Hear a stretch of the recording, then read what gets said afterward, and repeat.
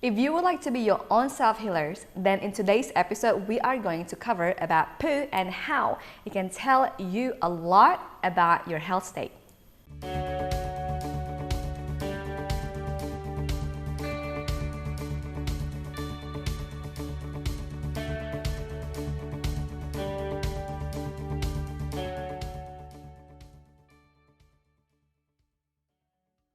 Hi, this is Zia and this is Kimmana, and welcome to Holistic Nomads TV, where ancient wisdom and modern science can help you to have more clarity and energy in your life.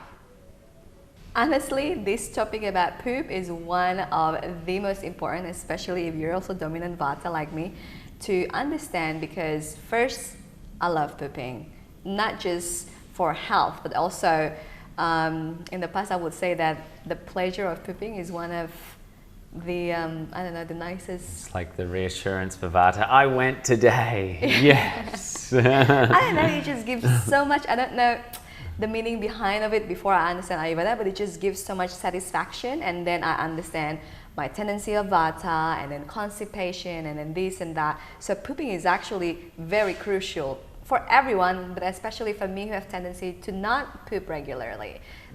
In that, there's a previous episode about how to treat constipation. We'll put the link below.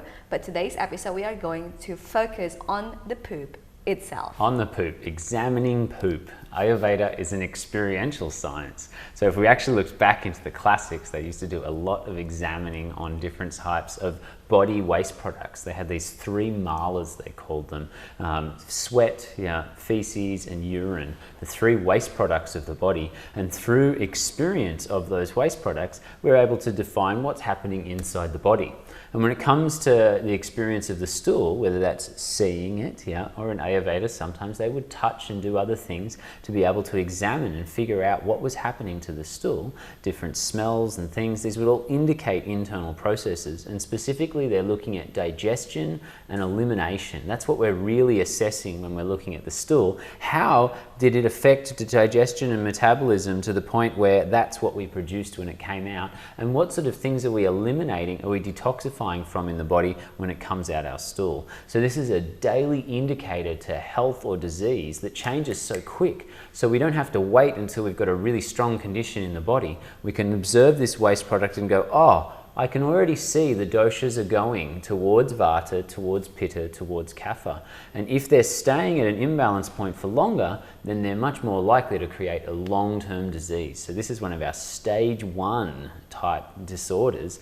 In Ayurveda, we've done classes on 6 stages of disease. There's 6 stages of disease there. Stage 1, signs and symptoms that are changing the feces. Okay, so again, it's very important about understanding our poop, especially for those who want to be their own self-healer. And I knew that this can get heady about understanding the poop. So in this class, we are going to cover the beginner and the intermediate assessment of poop. And if you would like to understand more about the advanced part, then it's something that you teach at Ayurvedic yoga. Yeah. So in this, we're going through a simplified sort of beginner's approach, which starts out with more of a modern medical thing. They call it the Bristol Stool chart. And the Bristol Stool chart is a way to grade the feces from its most dry to its most liquid and moist. And there's 7 different grades amongst that system. So as a beginner, you're just trying to look and go, what's the moisture level? Am I at the very dry end or am I at the very moist end? And we'll be able to put a little picture of the Bristol Stool chart here to show you. You can see the 7 different grades that it goes through there.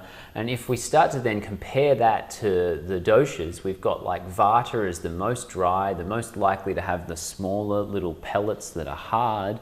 And then the middle, the most ideal stool is the number 4. It's more like a ripe banana. It's got enough moisture in it that it's able to move and mold to the shape of the bowel as it comes out, but it's not breaking apart into smaller pieces. It's not so liquid or so dry that it breaks apart. You can't see cracks in the surface of it. It's just one nice ripe banana piece. That's our ideal, all coming together in one stool. So if you're moving in any direction of that, if you're moving towards the moisture direction, which can be associated more with Pitta, it more liquefies the stool. So Vata is the driest, Pitta as the quite liquid, and then Kapha is going to be seen through more of a heaviness, a a density of the stool. So it would still have some moisture to it, but it won't be as dry as that, and it won't be full liquid and runny like the Pitta. So just looking at the moisture is our first step when examining the stool.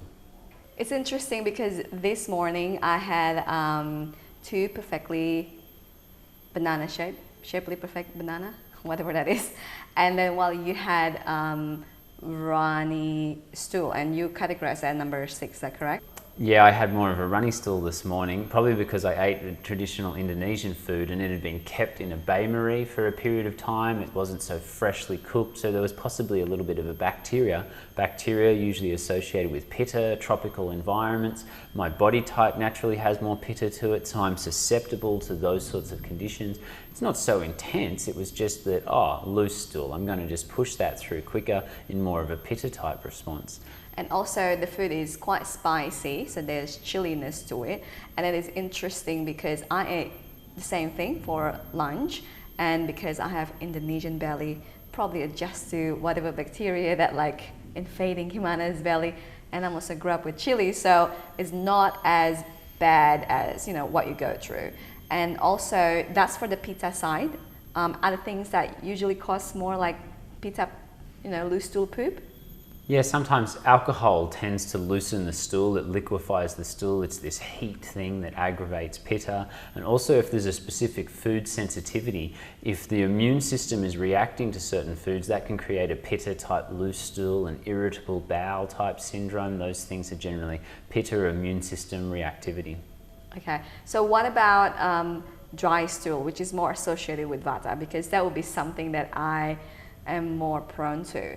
And I know that chips, kerupuk in Indonesia, like crackers will, anything that is dry will affect it, but any other things that will affect my dry stool? Yeah, if I put it into two specifics for the more Vata dry stool, the first one is going to be some form of deficiency in the diet. So things like kerupuk, these dry type crunchy crackers, they're generally deficient in a lot of nutrients. They're not so abundant in good fibers, they're very low in minerals. So we look at foods that have more nutritional content where Vata doesn't need to eat such a large amount of it, and it's able to still get a lot of nutrition packed into there in a way that's not overburdening to the digestive system. So we're looking at generally a deficiency of fats and fluids, sometimes deficiencies of salt as well. These lubricating fluids start to bring more fluid in towards the bowels there, fats, oils, good amounts of water, and make sure to include a little bit of fresh fruit in the diet every day, especially as a standalone snack between meals.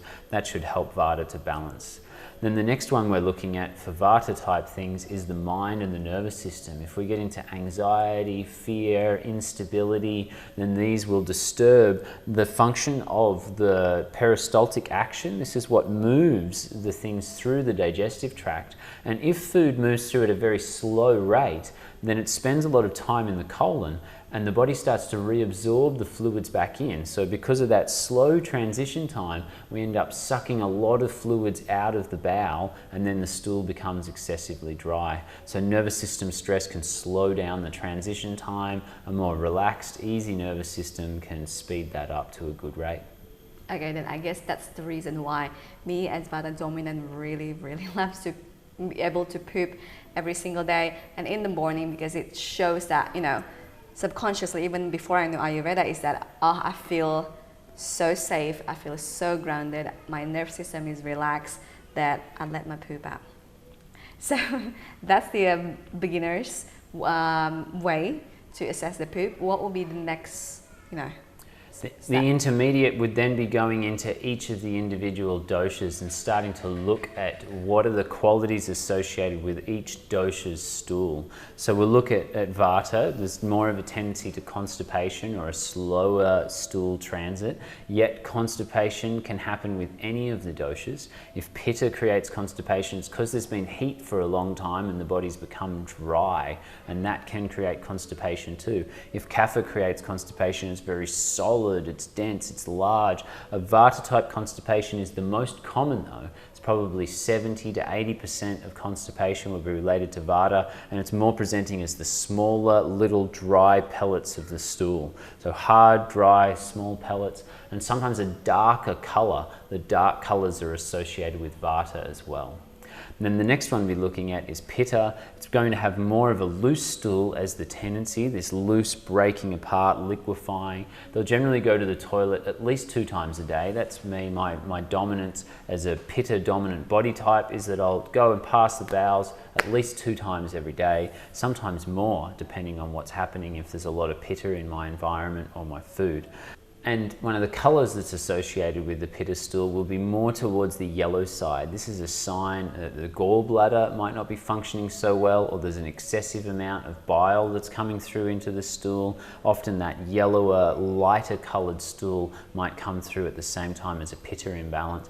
And if it's quite extreme with the Pitta, then you'll also see blood in the stool. That heat from Pitta influencing the side walls of the circulation system, allowing blood to move through into the stool, can be one of the Pitta signs within the stools. And then the key sign for a Kapha stool is that it's thicker. It's actually larger in its size, and it has sometimes a slight paleness, although the color is not so specific for Kapha. It's really in the large, thicker size, and sometimes an oily or mucus type thing that's happening within there. Mucus, when you see it within a toilet bowl and there's water there, it almost looks like a cobweb in the wind or something. It has a bit of a stringy sensation to it, like mucus would be, and you'll see it with inside the stool, wrapped around it or floating on the top. So this sort of thing would indicate more of a Kapha, damp, mucousy congestion inside the body, and therefore, depending on which of these doshas was presenting the most, Vata, Pitta or Kapha, we'd be able to get quite specific on treatments that are happening for the mind, treatments that are happening for lifestyle, treatments that are happening for diet, and we could start to tune that in on a more day-to-day basis depending on how our stool is reacting. As an example, with the way my stool has reacted today, I've been quite specific on what foods I'm going to eat that can help to balance my Pitta and to make it very easy for my body to digest food, while I've gone out of balance with a little bit more of a loose stool today. I've also felt a little bit of gas that started to come through. Gas is associated with the Vata sign, so I chewed some fennel seeds just before, a teaspoon of fennel seeds, to help balance the gas, and I know fennel can be good for Vata and Pitta, so I've worked with both of the doshas that may be presenting inside my body and specifically inside my digestive tract now. As always, our videos and classes here online is educational in nature. So if you would like to apply the information, that I will highly recommend to seek further advice from a health practitioners. And also, if you would like to learn more deeper into this to be your own self-healer or helping others to self-heal themselves, then Kimmana School and Ayurvedic Yoga can be one of the paths for you to learn more. Can you explain a little bit more about Ayurvedic? Yeah, Ayurvedic is an international school that I've co-created with some of the world's best health educators. We're looking at what are the fundamental foundations that are so important to have a good, holistic health and healing toolkit. So if you're interested to help others heal, or just wishing to have more self-control in your own healthcare, then check out the programs on Ayurvedic.com. What we've been teaching here today in the diagnosis of poo is some of the things that relate to level 2, where we treat the digestive system and we understand how to diagnose the doshas and how to look at the digestive system, metabolism of the body as a key principle to understand health and vitality. Now, theory without practice is wasteful, because hearing leads to forgetting, teaching leads to remembering, and applying leads to mastering. That's why we will encourage you to leave a comment below and share one learning insight from this video. Also, if you like this video, make sure to like and subscribe so you will be the first to hear about our future educational videos. And for more resources on health and healing, check out our website holisticnomads.com. There you will find articles, quizzes on Ayurveda, loads of free downloads, and of course our future events and courses. Thank you so much for watching. We hope it's been beneficial for you. Hope to see you next week. Bye! Yeah, important to understand what's happening inside of your body, because it gives us a lot of clues to be able to